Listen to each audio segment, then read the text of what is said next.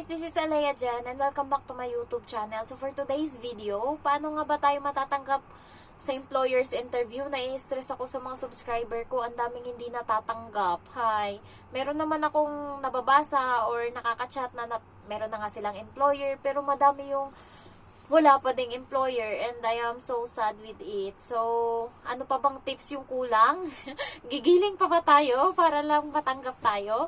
Ayan, so na-amaze nga yung ibang mga subscriber ko kasi 2 months lang daw nakaalis ako. Medyo swerte. Ito talaga siguro yung kapalaran ko binigay ni Lord. Kasi kapag, sabi nga nila, kapag hindi para sa'yo, God, ititigil niya or pero pag sa'yo na, ibibigay niya na yan. Kahit ayaw mo, ibigay niya na talaga yan. Reason guys kung bakit ako nakapag-apply dito, hindi sana, wala na to sa isip ko kasi nga, nag-apply ako dati sa Jedigal and parang na-disappoint ako kasi, and then nag-aalala din ako kasi may bukol pa yung dedi ko. Baka matrace nga kapag nag-medical uli ako. Kaya hindi na. So, first, pumunta yung kapatid ko sa Kuwait. Na-amaze ako sa sahod. 20,000 yung pinapadala niya. Sabi ko, wow, parang ako dito, hirap na hirap ako makakuha ng 20,000 in.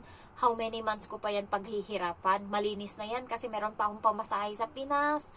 Pagkain, tubig, kuryente. So, luho ko pa.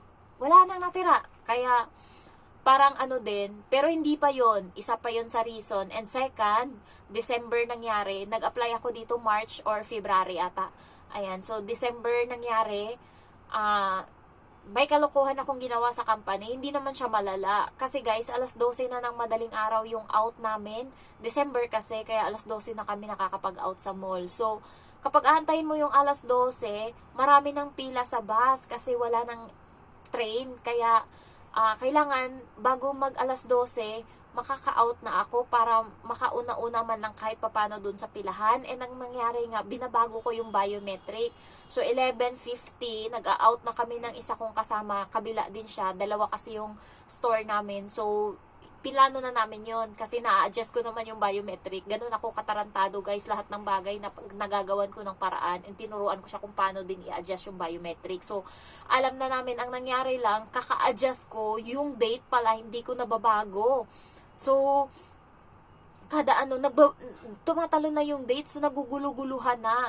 And sinecheck yan ng accounting namin yung biometric namin kasi sinisend namin yan sa kanila. So, doon ako na-stress, puta, ito na naman yung, baka matanggal ako dahil sa kalokohan ko na to. Dito ako natakot. So, nag-back up plan ako. Kasi, sabi ko, baka mamaya masilip nila. Sabi ko nung una sa accounting, ma'am, mali yung biometric. Sabi ko, ganun, may problema. Pero, ayun nga, and then sabi niya, sige, pasa mo na lang sa akin yung papel nga, DTR namin. Pinasa ko yung biometric na may mali. Pinasa ko din yung DTR namin, so hindi ako nahuli. Pero guys, isang buwan yun na ganun yung ginagawa ko. Kaya tumalon-talon talaga, imbis na yung out ko ng 5, napunta na sa out ng 8. So magulo na talaga yung yung biometric na DTR ko. Kaya na-stress ako. Sabi ko baka matanggal talaga ako dahil dito. Kaya kailangan may backup plan ako. Kaya habang bago pa masilip, kasi meron pang isa, so na-stress. Ilang araw kong pinag-iisipan yung katarantaduhan ko. Ito talaga mga kalokohan ko. Kaya siguro napunta din ako dito. Pero way na din siguro to ni God.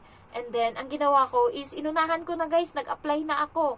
Nag-apply na ako sa Kings. Ayan. So, natanggap ako doon. Tinuloy-tuloy ko na. Nag-apply din ako sa Light in Hope. Tapos, ayun nga, parang inayon talaga ni Lord. Kapag gusto talaga ni Lord, parang nagbibigay siya ng mga paraan, dahilan na parang struggle nung una, na parang hindi mo maintindihan bakit nangyari. Pero habang tumatagal yung process, naiintindihan mo na dinadala ka niya sa lugar kung saan kanya gusto. Oh my God, nagpipreach na ako dito guys. Ayan, so, ayun, ang nangyari, natanggap nga ako sa Light in Hope. So, ang ginawa ko, tinuloy-tuloy ko na kasi nasimulan ko na, nandun na yung pagod, puyat, gutom. Kasi umaalis ako ng bahay, 6, nag-a-apply ako, 6. Kasi kailangan 7, nandun na. And pagdating dun, bumibili lang ako minsan nilagang saging. Ayun yung kinakain ko, almusal. And then, pagdating dun, ang tagal guys, may mga pila-pila pa, orientation pa, chuchu, ganun, and magpapa-interview ka pa. So, nakaka-out kami alas 6 na ng gabi. So, buong araw yan. Kaya yung mga nandito na sa Hong Kong or yung nag-a-apply and may balak mag-break, isipin nyo muna yung pinaghirapan nyo bago kayo nakarating dito. Isipin nyo kung ano yung goal nyo para naman ganahan kayo na grabe yung pinaghirapan ko sa Pinas, kailangan makabawi man lang ako bago umuwi. Ganon yung isipin nyo guys, para lumakas ulit yung loob mo. Kahit naiiyak ka na, ilaban mo pa, ayan. So, nagiging ano na uli ako. Hay, ang nakakatuwa. Siguro na ano na uli ako na mag-vlog. Matino na yung vlog ko kayo. Nung nakaraan ng lamya-lamya ako, nainis ako sa sarili ko, visit. Ayan, so, pagkatapos nun, natuloy-tuloy na nga hanggang sa, ito na, nandito na ako. So, 2 months lang, siguro way din ni God. Kasi, nung kahit sa medical guys, hindi nila nahipo yung bukol ko sa dide. Pero ngayon hipong-hipo ko yon, yung bukol ko, hindi nila napansin. Ayan, siguro para sa akin to. And ang iniisip ko na lang pag uwi ko ng Pinas, ipapacheck up ko to kung lumaki siya. Kasi yung mga record ko ng ganto is nandun talaga sa bahay doon sa amin sa Quezon City, and pinapatabi ko yun sa girlfriend ng kuya ko. Sabi ko, itabi niya. Kahit may mga ID ako doon ng national ID na dumating, nandoon yung mga papel-papel ko, pati yung mga sa bank account ko nandoon. So, inaano ko talaga, pinapatabi ko sa kanila kasi in case nga, para alam ko kung lumaki yung bukol ng didi ko or kailangan ko bang ipatanggal. And lucky, ang swerte ko talaga kasi sa PhilHealth ko, employed na ako, so meron akong employment card, yung ano ba yun, basta employment card yung sa company card na PhilHealth, and meron ding dumating sa bahay, pinadeliver, indigent. Yung indigent is, pang mahirap daw yun na PhilHealth na parang ang laki ng ano nun, napaka-universal nun. Pag meron ka nun, pag sa ano kasi, company, kailangan panghulugan, kung hindi active, kailangan panghulugan bago ka magamit mo yung PhilHealth na yun. Pero yung indigent na yun is, bigay mo na sa kanila, okay na yan, bayad na, char. Ayan, yung bill ko, 0, nung nagpa-opera ako sa dede. And sabi nga nung ano doon, nung staff doon sa PhilHealth, no, doon sa hospital, sana all employed na, indigent pa. Tapos tinanong ko sila kasi pinapapili nila ako. Alin daw doon sa dalawa, yung anuhin ko daw, yung gagamitin ko daw pambayad doon sa operation ko, yung sa ano daw, sa company or doon sa indigent.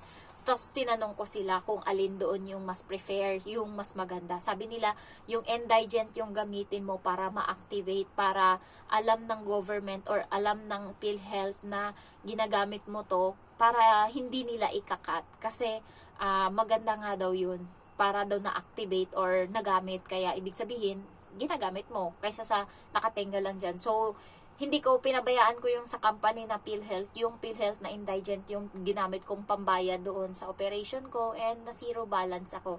Yung binili ko lang is gamot lang. Ako lang, gamot lang. Kasi nilagnat ako guys, tarantado ako. Nung pag ano sa akin, opera sa akin, ngayon, inoperahan ako. Edi kumain ako sa Jollibee. Tapos umuwi na ako. Pag uwi ng bahay, kasi gusto ko nga pumasok kinabukasan kasi nag-day off lang ako, nagpa-opera ako, nag-day off ako. So, kinabukasan, kailangan ko pumasok, and then yung uniform ko, hindi ko pa nalabhan. Kailangan, nakalimutan ko kasi gusto ko yung labhan ng gabi bago ako magpa-opera. Kaso napagod ako. So nilabhan ko siya guys. Alam mo yung bawat hila ko ng damit, nararamdaman ko yung sakit ng dede ko. Yung parang galing sa dede ko yung lakas. Yung parang ukat sa loob. Kada hila mo ganun. Nilagnat ako nung gabi. Pero naubos ko yung labahan ko. Isang batyang malaki yun kasi isang linggo na damit ko yun. And ako talaga, kapag pala Chinese ka, iba dito guys. Yung ano nila, yung damit nila, ito, pambahay to or pantulog to. Yung pantulog na yan, kung 1 linggo silang hindi maglaba, yung pantulog nila is ito. 1 linggo din nilang suot. Ganon din yung pambahay. Yung dito sa bahay, pag nasa labas sila, maliban sa paghiga. 1 linggo din yan hindi lalaban. Hindi katulad sa Pinas na araw-araw tayo nagpapalit ng damit. Kahit pambahay, araw-araw yan. Iba-iba damit natin pambahay. Sa kanila hindi. Pambahay, 1 damit lang yan. Pantulog, 1 damit din. Sa isang buong linggo, 2 pares lang ng damit yung nagagastos nila maliban sa panlabas nila na damit. Pero sa Pinas, iba. Kaya ako, nung naglaba ako noon, isang ano talaga, uniform ko pa ng 1 week.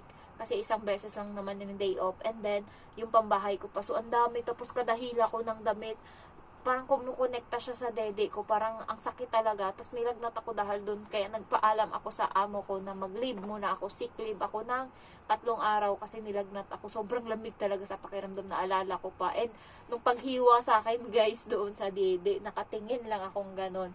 So, nagaganyan, pakita ko na.